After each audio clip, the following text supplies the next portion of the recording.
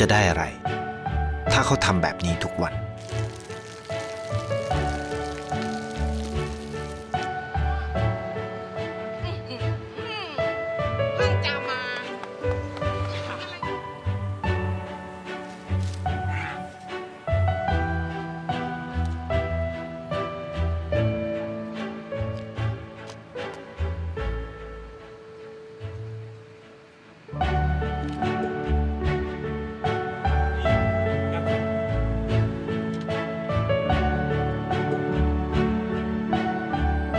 เขาจะไม่ได้อะไรเลยไม่ได้รวยขึ้นไม่ได้ออกทีวีไม่มีใครรู้จักไม่ได้มีชื่อเสียงที่มากขึ้น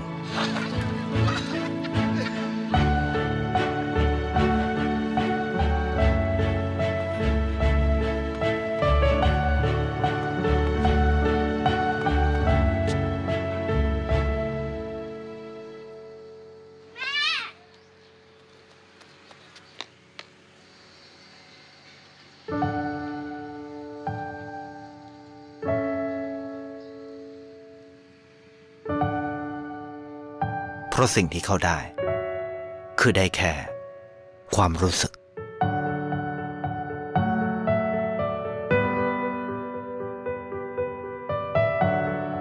ได้เห็นความสุข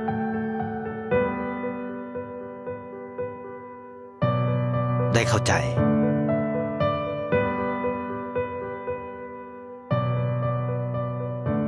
ได้ความรัก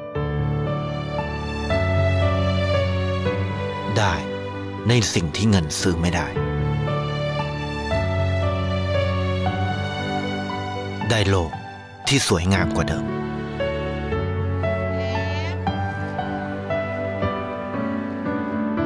ในชีวิตคุณอะไรคือสิ่งที่คุณต้องการมากที่สุดไทยประกันชีวิตเชื่อในความดี